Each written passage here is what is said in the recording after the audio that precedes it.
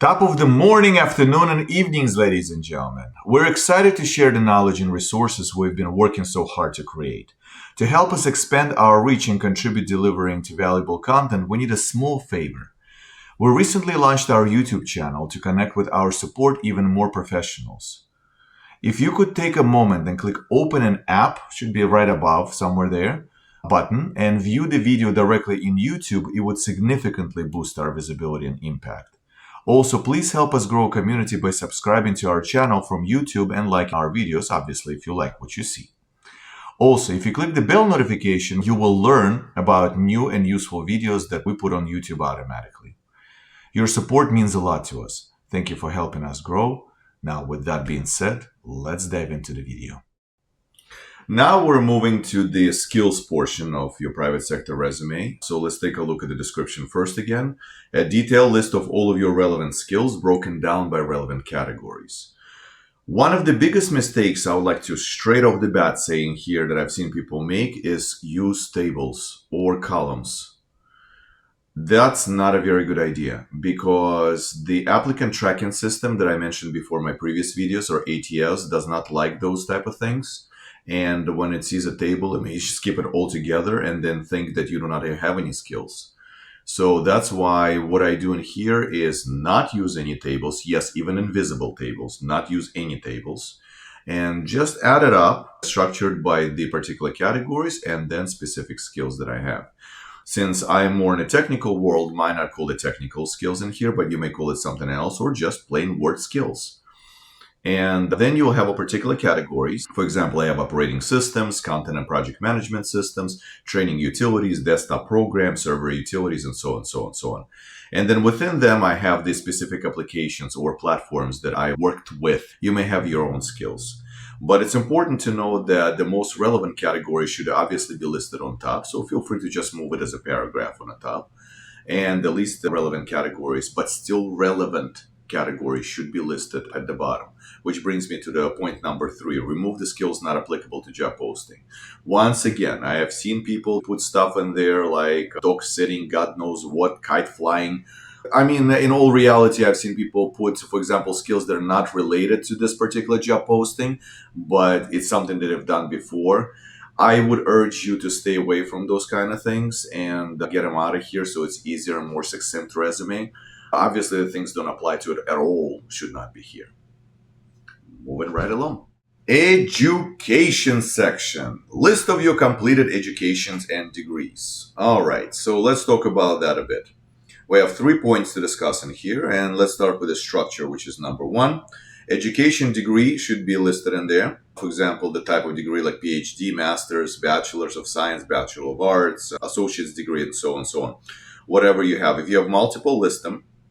For example, Bachelor of Arts may have major and a minor. So you can list them both in there, and you will need to also list the field in which they are.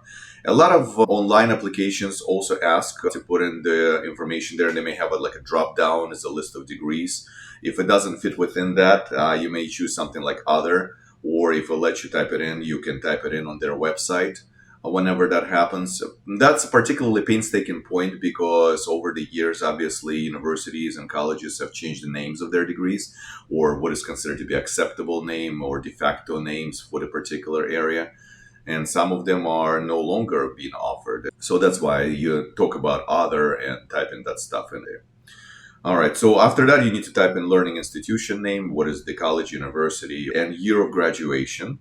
2 points to discuss in here about a year of graduation. I've seen people tell me stuff like, I don't want to put a year of graduation on my degree because it shows how old I am, like if it's been a while back.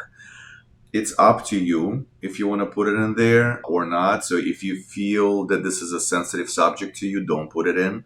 But they need to know that it is completed or it is in progress. That's what's important in here.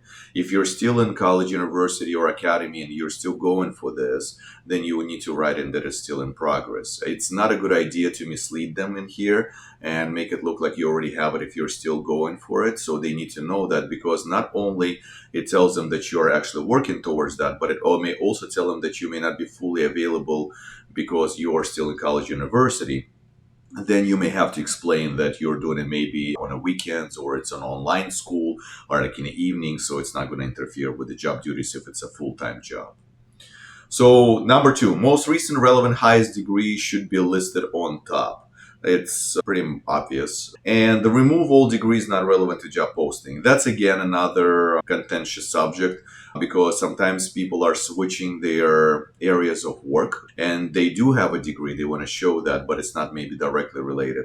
I'll be giving you an example. I used to teach a technical course where I had a gentleman who had a degree in choreography. And unfortunately, well, choreography didn't pay, and he had to switch to IT field. So he still listed his choreography in there. Up to you guys. It is use your common sense when you do this. But if you see that this is degree that is not applicable in there, then don't put in there.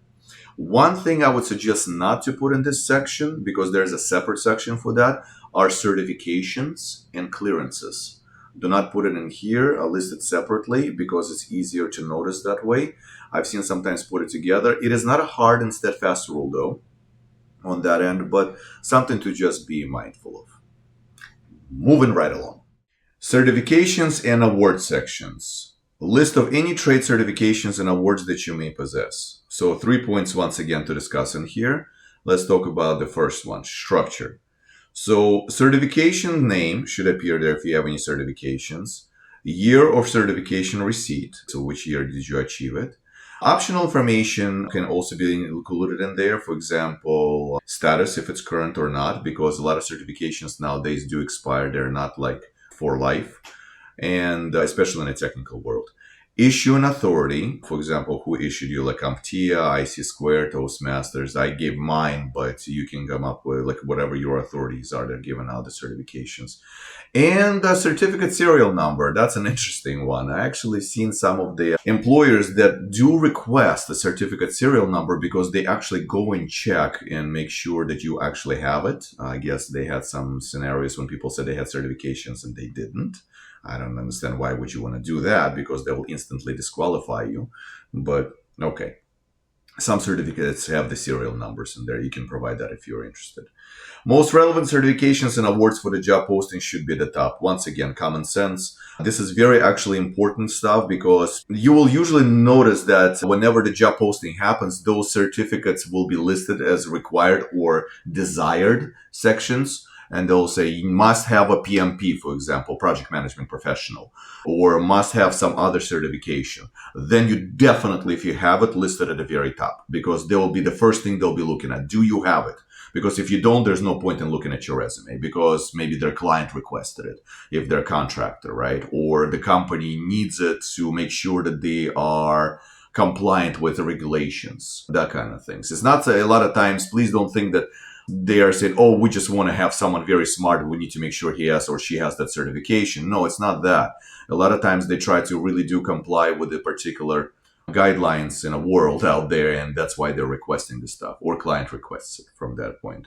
I did list mine in the 2 columns in here because I have quite a bit that accumulated over the time, but it's up to you. Just don't put it in a table. Please don't put it in a table. Don't make the table. Did I say don't put it in a table? Yeah, don't put it in a table.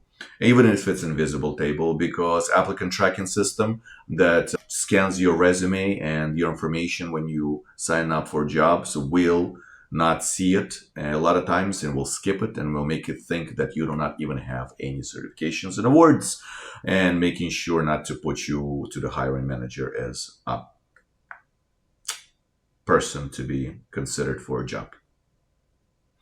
And remove all certifications and awards not applicable to the job posting. If you have something like underwater basket weaving, don't. I know I make it kind of a joke, but I have seen people put certifications that are not at all related to what is being asked in a job application or to that particular area, just to make them look more competent. That's not a good strategy. I would remove it out of there. That's just my 2 cents.